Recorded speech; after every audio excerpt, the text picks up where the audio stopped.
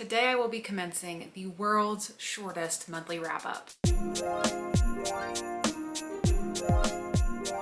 December was a month. It happened. It passed. I did some reading during it, not a ton. This is gonna be the shortest wrap-up I've ever done on my channel. It's the least I've ever read on booktube. But I am nothing if not consistent, and I have a wrap-up for every single month since I have started on booktube. So even though I barely read anything this month, we're still going to bookend the month. And you know what? This is still reading, and this is probably a more like average person's kind of reading month. So no shame, I'm gonna tell you about the 2 books that I DNF'd and the 2 books that I read. Yep, that's it. That's all I did in December. The first book I DNF'd this month was The Last One by Will Dean. This book I got 150 pages into, so I really did put a good effort in this. But I was very excited for this book because I've heard a lot of really good things about it, but it did not end up being my cup of tea. So I did end up DNFing it 150 pages in. I only kept going for 150 pages because I really wanted to know what the reveal would be. That seems to be one of the main things people talk about with this book. All people really say about the synopsis and all that the book on the back really gives away is that you're following this woman who's going on this cruise, and then, you know, shortly into the trip, she wakes up one morning and everybody's gone. She's the only one. She's the last one on the ship. But everyone says there's like this big reveal, or there's like a shift in the story that you have to see what's gonna happen, and nothing about the synopsis gives it away, and then it's like, oh my goodness, what's going on? So I was in it for that. Before I got to that point, I did already know that I was not enjoying the writing style of this one. Something about it was just not getting me immersed in the story. I just could not get into it. And I've never read from this author before, so I don't know. I would still maybe give another book of theirs a chance. It's not like I'm gonna write off this author entirely, but I just was not getting into it. It is also like a survival story in that way for that woman, you know, like she wakes up on the ship and she's alone and like, oh my goodness, I'm on a cruise ship in the middle of the ocean with nobody, what am I gonna do? And I love survival thrillers. So it really sounded like everything I would love, but it just wasn't working for me. I wasn't caring about her as a character. I wasn't caring about the story. And even once the big reveal came of what it is that's happening, I wasn't interested still. So I decided to sit it down, and I was very disappointed because I thought this might be a 5-star for me before I ever picked it up, but it was not. It was a DNF. The other book that I DNF'd was also a book that I thought could be a 5-star, and that is I Keep My Exoskeletons to Myself by Marissa Crane. I just thought this book sounded like it had such an interesting premise, and it did have an interesting premise, but similar to the last one, I could not get into this one because of the writing style. And this has a unique writing style that I did not know. I have not seen anyone talk about this book. I did not go in looking at reviews. I saw this book a long time ago before it even came out. I read the synopsis and I thought, oh my goodness, that sounds so interesting. Like, that sounds a little bit outside of my comfort zone, but like something I would enjoy. Let me put that on my radar. I'll pick it up at some point during the year. And then I was really surprised that it actually made it into the Goodreads Choice Awards. I think it made it into both the sci-fi category and the debut in terms of getting into the top 20. I don't know if it made it into the top 10 for either of those categories, but that got me even more excited for it because I'm like, okay, people must have been really enjoying it.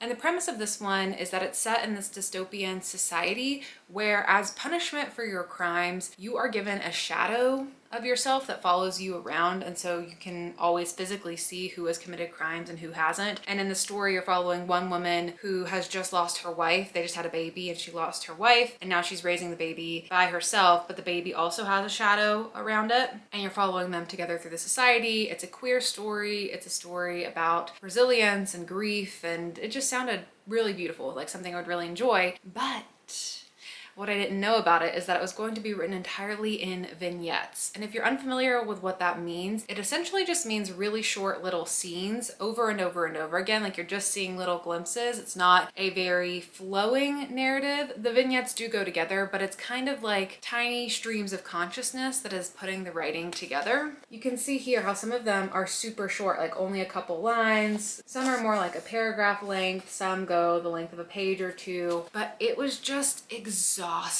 to read for so long. I have enjoyed books written in vignette style before. I think it can be really effective, but it just did not work for me in this one, and I was really disappointed. So I did end up DNFing it, I think about 50 pages into it, and it was a bummer. Typically for my wrap-ups, I go in order of my least favorite to my most favorite. We've only got 2 books to compare here. I enjoyed both of them, but the one I enjoyed a little bit less was Nestlings by Nat Cassidy. This is a story that is pitched as Rosemary's Baby meets Salem's Lot. I am familiar with the concept of both of those. those. I actually tried to read Salem's Lot once, but I ended up DNFing that book. I didn't really get into it. But based on the concepts of both of those, I thought this sounded like a really interesting story, and I have enjoyed a book from Nat Cassidy in the past. I did read Mary and enjoy that when that came out a year or two ago. So I was excited to see what his follow-up would be. And the premise of this one is that you're following this couple who just recently had a baby.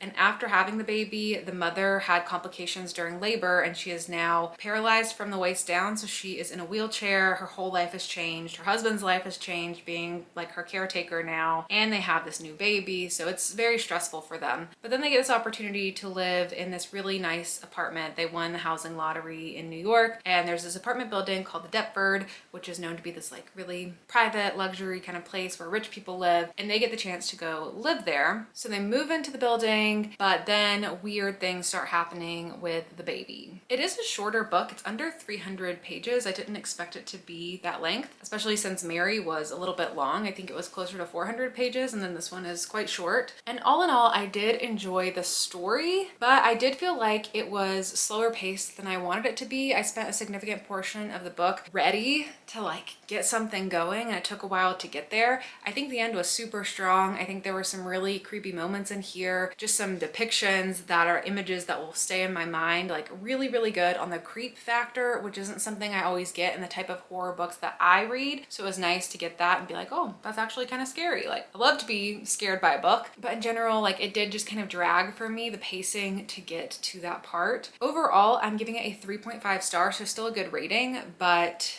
it's just one you have to be more patient with. I will say in general, I do like Nat Cassidy's writing, and I did like the choices made in the narrative structure of this where you get multiple POVs.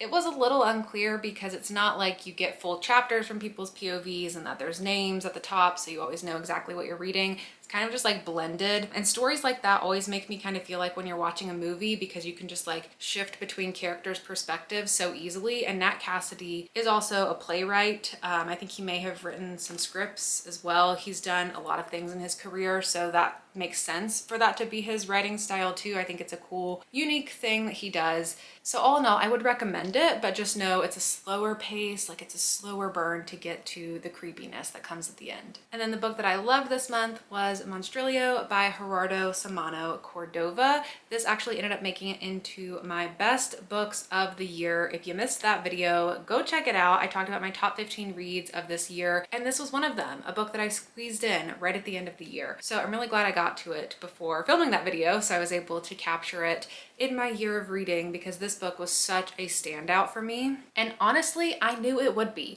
Ever since I first heard the premise of this story months and months and months ago, I just knew it was going to be my kind of book, and I waited so long to pick it up and I don't know why. But I'm very glad that I did read it before the end of the year because I just thought it was like quite literally the perfect book, and especially the perfect book for me. This is a story about this family who has this son and they end up losing their son. They watch over his body as he dies, and then in a moment of grief, the mother actually takes a piece of his lung. The lung is significant to him in particular, but I won't give all the details away. She takes a piece of his lung and then she decides to keep it in a jar, and then she decides to feed it. And as she does that, that lung ends up growing and developing into this monster-like creature, which they then name Monstrilio. And so you're following this couple through the years after this tragic loss of their son, but also the introduction of this new creature, which is kind of like a part of him because it came from a piece of his body. And you're following them through their journey of grief and trying to move on in their lives. There's another character who comes into the mix as well, who's close to them, and you get their perspective in the story as well. And the story is told in 4 parts, following each of these different characters' perspectives at different points in their journeys. And I just thought it was beautiful. Such a beautiful portrait of grief. Grief horror in particular is just like my sweet spot of horror. It's what I love so much because I love psychological horror that really dives into real life things, like real life horrifying things. And grief is probably like one of the biggest horrifying things and horrifying parts of the human experience. And I think this book was just so well written. These characters felt so real. I felt like I was in their lives with them. There were so many wonderful moments of humanness in both the moments of levity and humor, but also like the really dark, devastating moments that come in the story as well. I just thought it was perfection. So I highly recommend checking this book out if it sounds like something up your alley. If you haven't gotten to it yet, put it on your list. It is definitely worth reading. And that is it for my wrap up. That's it. That's all the books I got to this month. It was a short reading month for me, but that's okay. We're resetting in 2024. It was kind of nice to have a little bit of a break from reading,